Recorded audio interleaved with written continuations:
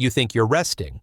But if you're still waking up tired, if your brain feels foggy, if you've lost your spark or your sharpness, then no, you're not actually resting. You're just escaping.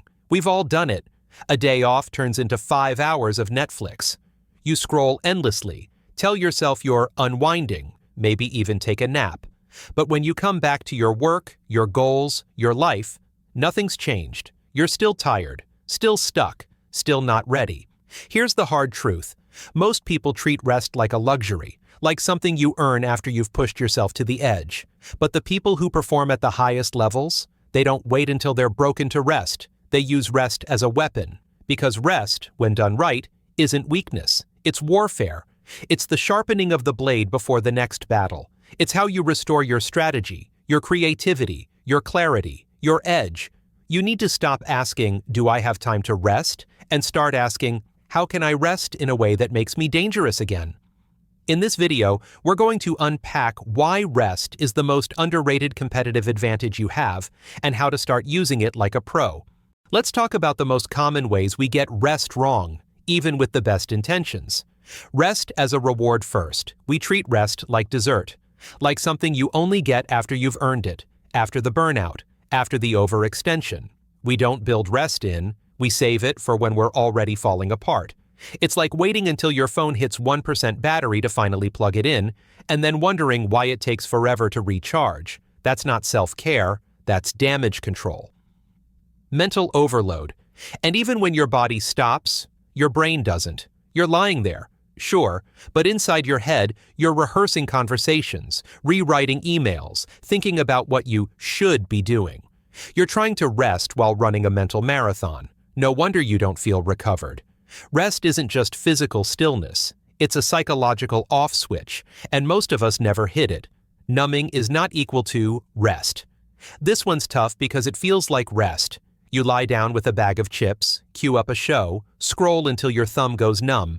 You're not doing anything. So it must be downtime, right? But numbing isn't the same as recharging. Netflix, snacks, TikTok, they're distractions. They help you escape exhaustion, but they don't heal it. You're pressing pause on your life, not pressing reset. And that's why after 2 hours of relaxing, you still feel wired, tired, and weirdly empty. Overstuffed downtime. Then there's the everything at once approach. You finally get a free evening, and you try to cram in every possible act of restoration. Call a friend, cook a meal, do your skincare, start that book, maybe journal a little. Oh, and don't forget the walk for mental health. And now your rest time looks like a productivity montage. You've turned your recovery into a performance, and instead of feeling restored, you feel rushed. The one-size-fits-all myth. And here's a trap I see all the time. We assume rest is universal, that what works for them should work for us. So we copy what we see, the yoga, the meditation, the bubble baths, and then wonder why we still feel off. But rest is personal. Some people recharge in silence, some need noise, some need stillness, others need movement. Rest isn't about aesthetics, it's about effectiveness. If this is resonating with you, hit subscribe, because what's coming next is going to give you real tools, real rhythms, and real ways to rebuild yourself stronger. Let's talk about how to rest, the way your mind and body have needed all along. 1. Calendar your rest. If you don't schedule your rest, you won't take it seriously, and your body will eventually force you to. Your brain is wired to prioritize whatever feels urgent. If rest isn't on your calendar like an important meeting, it'll always lose to the next notification, the next task, the next just one more thing. When you block off time for recovery, you reframe rest from something optional to something essential. You stop treating rest as an afterthought and start treating it as infrastructure. Because the truth is simple, if you don't schedule recovery, you'll end up scheduling collapse. 2. Design a rest routine at 3 levels. Recovery is a system, and it's built through time. An effective rest system is layered across time. First, micro-rests happen inside your workday, short pauses every few hours. These tiny breaks clear mental and physical strain before it hardens into real fatigue. Second, daily rest anchors your evenings.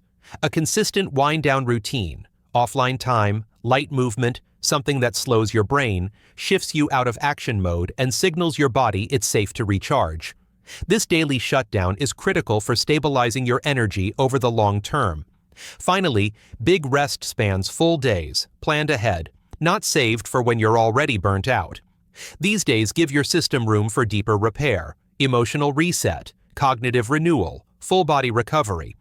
Without big rest days, small stress leaks eventually erode your baseline. By spreading recovery across these time layers, hourly, daily, seasonally, you create steady energy, sharper focus, and deeper resilience that compounds over time. Third, turn off inputs. Create white space. Real rest isn't just stepping away from tasks, it's stepping away from stimulation. Recovery begins when you stop feeding your mind new information. When you remove inputs, you create a mental blank space, a rare, necessary condition for deep reset. In this white space, your default mode network switches on, the part of your brain that integrates emotions, repairs cognitive fatigue, and quietly rebuilds clarity. Turning off inputs is an active decision to let your mind breathe. It's where rest becomes real, not just a break, but a reset of your entire internal system. 4. Choose one slow, restorative action. Rest isn't about doing nothing. It's about moving lightly enough to help your system clear out tension, boost circulation, and restore balance without stress. When life runs fast, even rest gets swallowed by urgency, multitasking relaxation, checking off hobbies like another to-do list. But real recovery demands a different pace, one where time stretches and presence becomes possible again.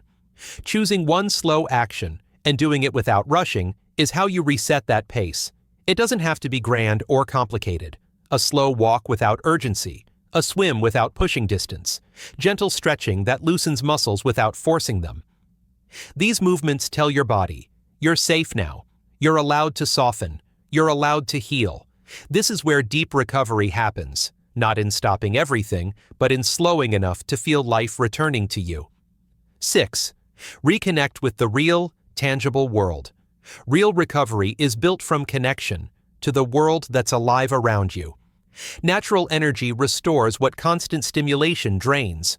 When you touch a tree, walk barefoot on grass, feel the warmth of the sun, your body recalibrates without effort, breath slows, muscles soften. The same happens with real human presence. A quiet meal shared offline, a simple conversation without screens. Being seen, heard, and felt in real time repairs emotional fatigue more deeply than solitude ever could. The more real your environment feels, the easier it is for rest to happen, naturally, without struggle. 7. Take care of your body's needs. Recovery doesn't happen in the mind alone, it needs the body too. You can create mental space, but lasting restoration is built from deeper layers: sleep, hydration, nourishment, the quiet work happening beneath awareness. When your body is supported, rest flows more naturally. Sleep mends what the mind cannot fix by thinking. Water clears what tension leaves behind. Food fuels more than movement. It restores the inner systems that make focus, calm, and resilience possible. Recovery isn't something you wait for. It's something you build, breath by breath, day by day, choice by choice. If today's video gave you something to think about, then make sure to subscribe. Take good care of yourself. I'll see you in the next one.